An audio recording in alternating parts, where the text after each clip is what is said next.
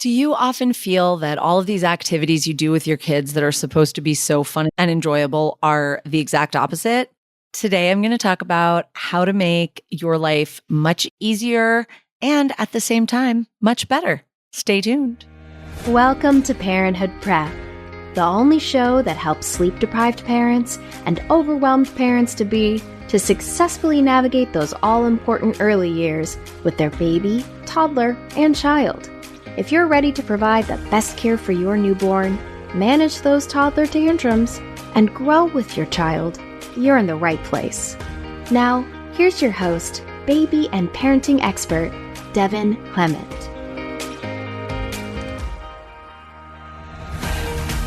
Hello, and welcome back to the Parenthood Prep podcast. I have been traveling for the last few weeks, so I did a lot of pre-recording that you guys have been hearing. You also heard Margaret do an episode, which I was so excited about. But now I'm back and I am recording for you in real time.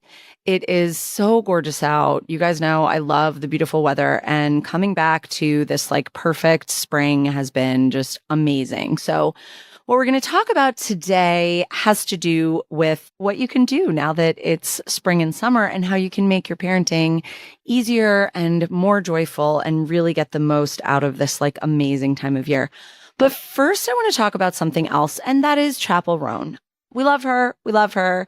And while I was away, she did an interview, I think on a podcast on Call Her Daddy, and there was a lot of backlash about it because she was asked if she wanted kids, and she said that everyone she knows that has kids is pretty miserable. They're sleep deprived. They're not having any fun. They have a lot of little kids. And there was a lot of backlash about that. And I thought it was really interesting and also really sad because instead of saying, you know what, this is an epidemic, people with little kids are really unhappy. Instead, we just said, oh, Chapel Roan doesn't know what she's talking about. Oh, whatever. And it just kind of sucks. So first of all, I think a lot of moms felt like she was specifically targeting them. And what's interesting is she didn't say moms. She didn't say any gender. She just said parents. And I don't see dads jumping in to be like, oh, but being a dad is so great, but it's so wonderful. She should know how that is. And I feel like when people get so overly defensive about something, it's because the lady doth protest too much. You are allowed to say you're miserable, and you are allowed to want things to be different, and you are allowed to do things and make choices that are going to make you less miserable. And you know what? Honestly, if everything is going great for you as a parent and you're so happy and everything's wonderful, I mean, of course it is. You're a podcast listener, but then who cares what Chapel Roan has to say? Another commentary that I thought was very relevant is that somebody said, oh, a 27-year-old from the Midwest doesn't know any young parents who are happy. When you live in a culture, and we all live in it, but especially in certain parts of the country or certain religions or certain types of families, there's a lot of pressure on young people and young women particularly to get married and start having babies right away. And sometimes that's just not the right thing to do. If I could wave a magic wand and change anything, it would be for people, and particularly people socialized as women, to truly be able to have the full amount of information to make a choice about when it's right for them to become parents. I remember when I was in my 20s, I was desperate to get married and have kids because that was what I was sold as. This is what's going to make your life amazing. This is what you should be doing. And of course, I love babies and I love kids. So I wanted to be just surrounded by kids and babies and doing that. And that was what was going to make me fulfilled as a person. And thank God, I did not end up in that situation. Again, maybe that's right for you. It would not have been right for me to get married to my college boyfriend or any of the guys I dated in my early 20s and to start a family at that point. I was not emotionally ready. I was certainly not financially ready. And we want to take these shortcuts. So I think that what she had to say and the response to it, and I have been seeing a lot of positive responses too, it's not all backlash, is really shining a light on what we need to be doing in the bigger picture as a society to help new parents, to give them more support, to create structures within our communities and within our society that are going to make things easier for people to have babies. I mean, I just read something that the Trump administration is thinking about giving everyone like a $5,000 bonus if they have a baby. Cool. That'll get you through like a couple of months of daycare, maybe. It's certainly not going to pay for a lifetime of raising a child. And we really need to think about what we can do to set up those structures and to fight for that and to call our congresspeople and tell them, we want support for subsidized childcare. We want healthcare, to be more reasonable or to have universal healthcare so that everyone can give birth safely. We want improved maternal mortality outcomes.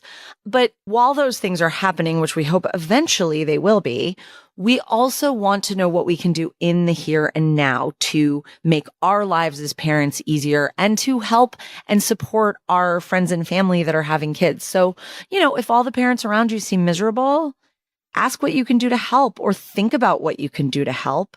And maybe if your kids are older or you don't have kids yet, or you have a small baby and things are going great because you're taking my advice and listening to the podcast, maybe you can step in and say, how can we support each other? How can we help each other? I have a whole episode about how to create communities of help and how to get the help you need and how to provide that to other people if you're able to. So go find that. And we don't have to be miserable. This doesn't have to be miserable. And think about, maybe not encouraging your younger friends and family members, like, when are you going to get married? When are you going to have a baby? Because that's the only thing I care about coming from you. And really, that's a whole other topic I could speak on for hours and hours and hours. So speaking of topics I can speak on, it is the 1-year anniversary of the podcast. Actually, today is the day that we premiered, or maybe it was the 22nd. I think it was the 22nd. But anyway, this week is the week that the podcast premiered last year. And I have just had such a great time recording for you. All the feedback I've gotten, that it's been so helpful, or just that you enjoy listening to it, even if you're past the baby stage or not in the baby stage yet. And I just love it. So I'm so glad that I have been able to do this for you and help and support. So I would love your feedback. I would love your ratings and reviews. I would love your emails, your voicemails, your Instagram messages. Slide into my DMs. I would love, your questions. Anything that you want to share would be awesome. So that's going to get us into our topic for today, which is about how to make your life as a parent significantly easier. And that is to simplify, to be lazy. I've seen the term lazy parenting, parentheses positive, bandied about, and I love it. I think we all drive ourselves crazy trying to create these experiences or do things in this like amazing, like absolutely go all the way. And that's not what kids want. And that's not what makes you happy.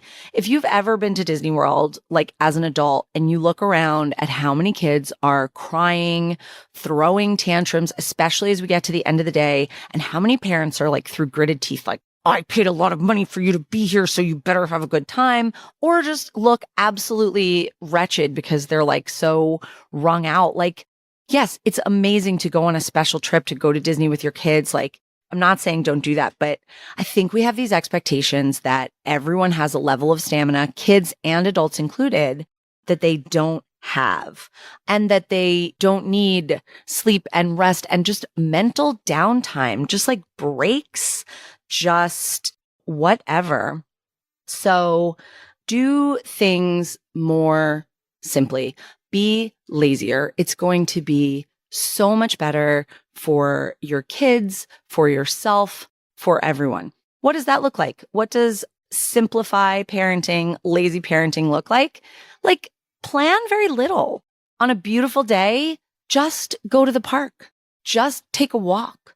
Just do that. Don't think, oh, we have to go to the bounce house play around that's, 45 minutes away, or even like a 20-minute drive, and we have to get in the car and we have to, do this and that, or we have to go to the park and we have to bring every toy that we own, or we have to get, the scooters and everything else if we're going to go for a walk. Like, just walk down the street. My mom is honestly like the queen of this and always has been. She said to me once, she was talking about some family friend who had kids and they were doing all these things and getting like overwhelmed by it. And she said, take them down to the corner, show them a cat and a dog, tell them you went to the zoo. Kids just want to be with you. They just want to spend time with you. And everything in the world is so brand new to them. Like, she took us to the Bronx Zoo one day when we were kids, and she said it was like the worst day because it's long. There's a lot of walking. The animals are like far away. You can hardly see them. Like, it was not the special, wonderful, magical experience she was hoping for. It was like, took them an hour to drive there just to get there, to park, to do whatever. Like, you don't need to do these big, crazy things with your kids all the time. Take them to Petco. Let them look at the fish and the hamsters. Let them look at the cats up for adoption. Again, take them down to the corner. Show them a cat and a dog. Tell them you went to the zoo. I love parenting tweets. And one of my favorite ones of all time says, the tricky thing about parenting is that you work so hard to create these special magical experiences for your kids. And all they can talk about is how you let them get a Dr. Pepper at the gas station once. Just take them to the gas station and let them have a few sips of soda. Like, that'll make their year. They don't need to go to Chuck E. Cheese all the time. Those things are nice once in a while, but you don't have to go crazy. I want to do an exercise with you. I want you to think about a great day that you had with your kids, pretty recently. And not what looked like a great day on social media or in the pictures or when you told people about it afterwards, but a day that you truly, truly enjoyed with your kids. And I want you to think about what that day looked like and what you did. And chances are that was a day that you didn't have a lot planned, that you didn't all get overstimulated. You didn't all get hopped up on junk food and excitement and whatever. It was probably a day that you just hung out at the house or took them out in the backyard. Maybe you did some coloring. Maybe you played with Play-Doh, whatever. Just what was the most enjoyable time that you've had with your kids recently? Maybe it was taking a walk. Who knows? Maybe it was we sat down and watched a movie together and ate popcorn and that was so enjoyable. Just do that. One of my favorite things when I was a kid is when we'd rent a video of a movie that my parents wanted us to watch. I remember we did the Star Wars trilogy one Saturday at a time. And my dad made popcorn on the stove in the pot and it was so good. And it was such a special thing. And it was so simple. We didn't even have to go to the movie theater. It cost however much it cost to rent a movie and the cost of the popcorn, which was obviously way cheaper than the movie theater. And we just had the best experience. And it was so, so great. So think about those times that you've really had an excellent day, an excellent experience, and what did you do? Is it because plans got canceled, so you just relaxed at home? Is it because you did something spontaneous? Maybe you did do something, but it wasn't a major plan in advance, drive there, spend money, blah, blah, blah. It was just something really basic. For Disney, take your kids to Disney. That's awesome. But don't think that you're going to spend the whole day, morning till night, getting your money's worth at the park if your kids are under 6, 8, 10. Go to the park in the morning, first thing, rope drop, spend a couple hours. It gets hot. It's the middle of the day. It's lunchtime. Go back to your hotel or your Airbnb, swim in the pool, or just take a nap, sit in the air conditioning, and then go back to the park in the evening. It's the best way to do things, get rest during the day, because otherwise you're spending the whole day there and you're spending half the day miserable. Also, bring a stroller, even if your kids are old. I just saw something on Instagram. The mom brings a stroller for her 8 and 10-year-old. I have been to Disney with kids that are 4, 5, 6. We bring a stroller or a wagon. They're not in the stroller most of the time in their life. Obviously, they're 6 years old, but the moms trotted out the old stroller. And it was great because when the kids got tired of walking or they were too hot in the sun or one adult wanted to go on a different ride and the kids wanted to just stroll around, just let them be in the stroller and push them. Let them take a little nap. We get tired. I would love to be pushed around in a stroller for half the day. Are you kidding? They get tired too. So build in, if you are doing something super intense, like a vacation, like a theme park, the American Girl store, or just coming into New York City or whatever, build in a lot of breaks and a lot of downtime. Trust me, you will get much more bang for your buck than if you try to force it to do every single little thing. Let's talk about structured activities. First of all, kids' job is play. They are learning so much from basic, just like playing with toys, playing with friends, playing with found objects, like playing by themselves, playing in the bathtub. Like for us, play sounds like, oh, that's great. Like that's what we do when we're not working. But for kids, play is their job. They're learning and growing. And if they're playing with friends, they're learning about social interactions and how to care about other people and how to share and just how to interact in the world. And then we put them in structured activities. Like for us, it sounds like, oh my God, dance class. That sounds amazing. I wish I could do a dance class. I wish I could do an art class. I wish I could go to, play soccer on a Saturday afternoon. But for kids, these structured activities are a lot of mental and emotional work for them. Even if they seem fun, they have to sit still or they have to line up. They have to do what the coach tells them or the teacher tells them. Like they have to be on for that whole time, that whole class. So that is a job for them. That is them going to the office. They need unstructured time to just be, like to just relax. I know a lot of parents want to limit screen time, and that's great. I don't think kids should be like staring at screens all the time. But think about when you've had like a really intense day at work or been on a trip and you're like walking around a brand new city and you're sightseeing and you're going to museums and you're doing all this stuff. Like when you get to that like restaurant at dinner time, or you just want to sit in a cafe for a little while, you just want to pull out your phone and zone out, like, or come home from work and just put the TV on and zone out. And kids need that too. Like they need downtime, they need rest, they need unstructured activities. And sometimes they need to just veg out on the couch and watch a television show or look at their iPad or read books if you're doing like no screen time. But don't make it so that every single minute of their day is planned and stimulating. I know I talk about this a lot. I've probably told this story before, but my girlfriend with the twins, you've heard me talk about her tons. She works with us now. She's a sleep trainer. The twins are 16. I was her nanny when they were babies.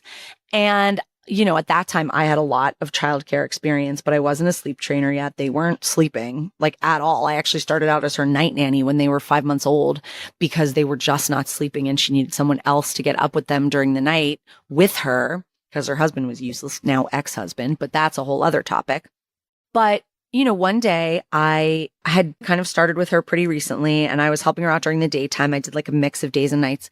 And I asked if I could take them out for a walk. It was a beautiful day. I'm like, I'll take them out for a walk. She said, okay, but not too long because that's too passive. They're 5 months old. Walking in a stroller is like the number one activity they should be doing besides just like laying on a blanket on the floor. It is not too passive.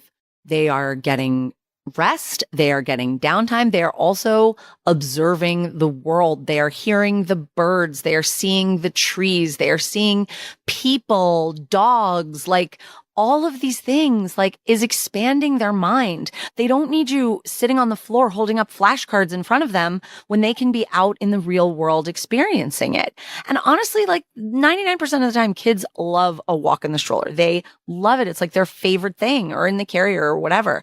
And for you, it's like, this is my time to think about whatever I want to think about. Maybe listen to a podcast or some music on your headphones.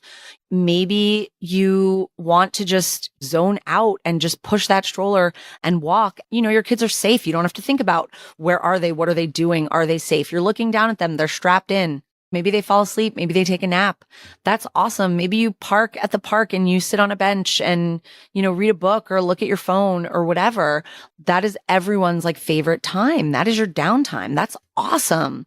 So like, don't be afraid to just go take a long walk. It is not too passive. And now being a parent coach and being a sleep trainer and being a postpartum doula, she has like walked back so many of the things she did as a parent. She's like the cautionary tale. Do not be like me. I was wound up all the time. Every time they made a peep, I would like jump up. That's why I call it being spring loaded.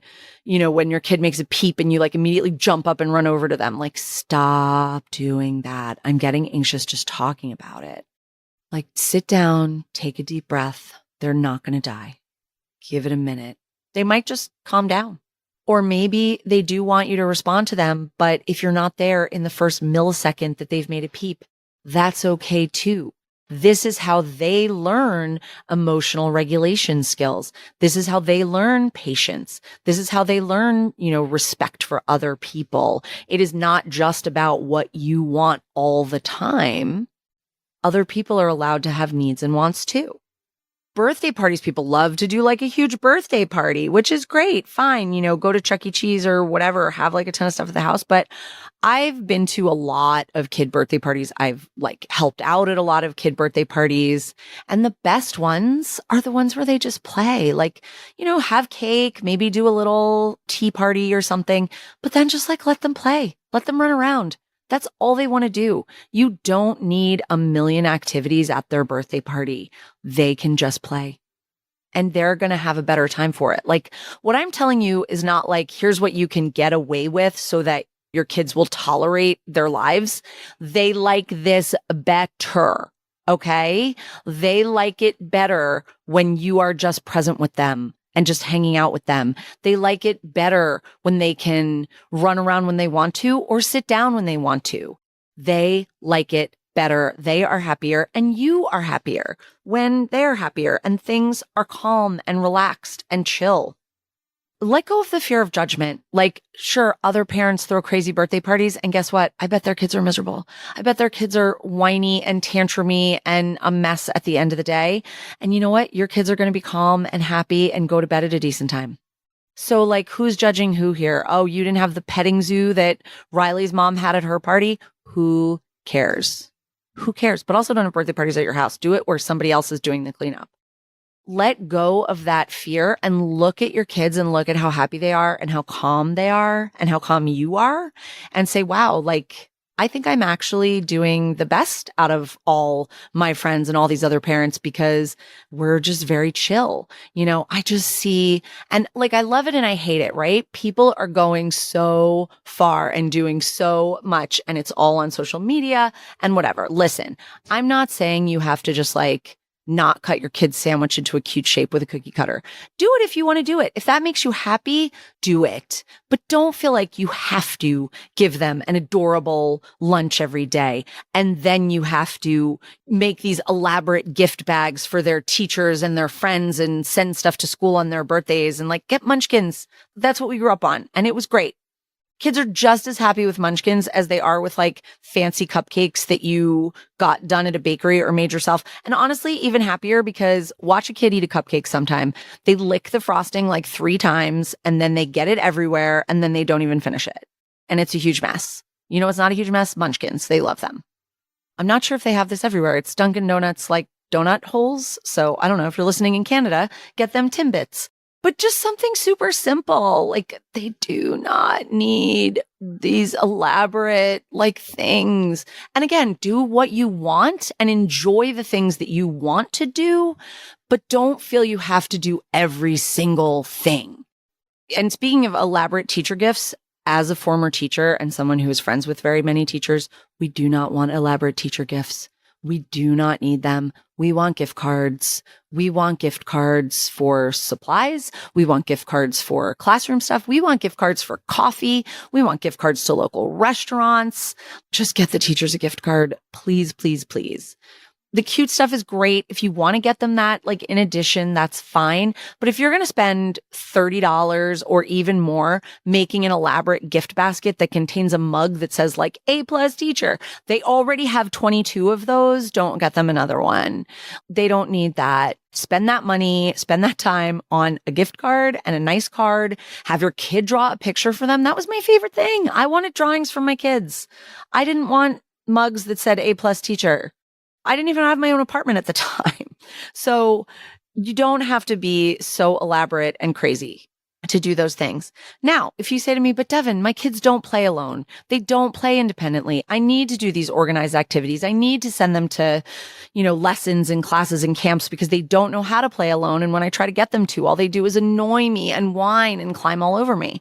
Well, that is because, my friends, you did not start them on playing alone when they were babies, but you can fix it. And if you have a baby who doesn't like being alone, start leaving them alone more. Obviously, I don't mean home alone, put them down on a blanket and go do the dishes. And if they fuss and whine, that's fine. they'll find a way to entertain themselves without you swooping in to do it for them. Because that is something they have to learn. Start cultivating that. Maybe your kids are so overscheduled right now that you need to build in 15 minutes at a time of independent play. Maybe that will grow to half an hour. Maybe it'll grow to an hour. Like, work on it gradually and don't give up. Don't throw in the towel just because it's not successful the first time. Give them more time to get used to things and give yourself more time to get used to things because you need this too. Do not hire a nanny or a babysitter just to entertain your children. Yes, fine. You have a 2-year-old, you have a mother's helper who comes over and like plays with him in the backyard so that you can get stuff done in the house. That's fine. You know, a couple hours a day or a couple hours on the weekends, whatever, when like you are busy, that's totally fine. I'm not saying, you know, don't let your babysitter play with your kids. But an epidemic that I see, especially here in New York, is somebody will hire a nanny because they want their kids stimulated and attended to every minute of the day. And that is just not good for anyone, especially the kids. And then the kids are super annoying on the weekends because the nanny is in their face all the time during the week. And that's what they're used to. And they have no independent play skills. You know, fine. You don't want your nanny looking at her phone all the time, but she can look at it as much as you do. You know, they can look at it here and there while the kids are otherwise occupied. Actually, to that point, sometimes we have parents say, oh, well, like, I don't want you to look at your phone all the time, but like, I do want you to respond immediately if I text you. Like, which is it? You don't get to have both. A lot of nannies will help out with chores, like cleaning up, or, you know, it's just sort of standard for a nanny or babysitter to clean up after the kids' meals, put the dishes in the dishwasher, maybe prep the meals. Don't say to them, oh, well, you can do the chores while sometimes they'll do the kids' laundry. Don't say to them, oh, you can do the chores while the kids are sleeping. Have them do those things while the kids are awake. So much like with you, I recommend this all the time. The kids are seeing what it takes. Maybe they're helping. Maybe they're getting involved in the cooking or the cleanup. Even when they're little, just a baby sitting in a high chair watching you prep their food is going to be learning so much more than like, oh, you woke up from your nap and your lunch was magically prepared. And then, oh, you went down for a nap and your toys were magically cleaned up by the cleanup fairies. You know what that raises? That raises assholes. Kids that have no understanding or appreciation for what goes into running a family, running a household, being an active member of a family. You know, everybody works together. The gratitude is another thing I see that I think parents find really frustrating. Like, you'll plan this amazing day for your kids. You'll take them to the Bronx Zoo or the American Girl store or, you know, whatever, do like a million things, go out to lunch at a fun place. And then they're tired and they're miserable and they're not grateful. And meanwhile, you're like, I just planned the best freaking day ever for you. And you can't even say thank you. Like, they don't know anything else. Like, all they know is that you've created these experiences for them. They don't understand that it's not something that every kid gets or that they should be so excited about because it was a special thing for them. Chances are, if you're doing this for them once, you do it all the time. I mean, Erica did this with her kids as they got older, my friend with the twins. She would plan these like crazy days and then get so frustrated that they were whining or cranky or whatever. And she's like, I just planned the best day for you. Can you please just give me a break? That is not how kids' brains work. Okay. So again, keep it simple. And, you know, maybe tell them like, this is a special treat. This is a special day. This is not something that other kids get to do all the time. This is not something that we are going to do all the time. This is something that, you know, we're doing this one day and it's going to be a special thing. And I worked really hard to plan this for you. You're allowed to tell them that. They're allowed to know that things don't just magically happen, don't just magically appear before them, because that's also going to set them up for success as adults. Also, like, if they're doing crazy special things all the time, getting special treats all the time, you know, stopping at the bakery on the way home from school every day and getting a cookie, that thing is no longer a special treat. It's just normal. It's just their norm. And then you have kids that just constantly want all these things because you've created this routine that this is the normal. And then frankly, there's not a lot you can use to reward them, to get them to do what you want. Like, sometimes when I work with a sleep training family, you know, I had an episode about rewards charts and I say, you know, what are we going to do for a reward? I'm like, oh, maybe like ice cream or maybe like a movie day or a new toy. They're like, oh, we get new toys all the time. Oh, we have ice cream every day. Like, you got to keep some stuff in reserve to actually be a special treat. And frankly, kids get used to whatever that level is. So if they get like a fancy cookie from the bakery every day, that's what they think a cookie is. They don't know about packaged cookies that are just sort of regular versus like the special cookie. They only know about the special cookie. So keep that specialness, keep it available to you so that you can light up their day, that you can do something amazing. Like, oh, we're going to get a cookie from the bakery today. What? That's incredible. Either for a reason or because you just want to. But when it becomes the norm and it's every day, everyone gets bored of it and it's just normal. So I'm going to leave it here. I've been rambling for far too long. Keep it simple. Just relax. Just play. Just let them have downtime. Let them do what they want to do. Don't structure and schedule every single minute. Don't think that every single thing you do has to be like Pinterest worthy, Instagram worthy, social media worthy. Just sometimes let them have a normal sandwich cut in half for lunch. Make them make their own lunch. Help them learn how to make their own lunch. And if they want to cut it with a cookie cutter, then that's great. That's a fun thing for them. Don't feel like every parent is out here doing every single amazing thing that you see on the internet, because first of all, they're not. And if they are, their kids are assholes. Okay. Do not raise asshole kids by going above and beyond for them constantly, because you know what? They're going to start to expect that from everyone in their life. And then they're going to be asshole adults.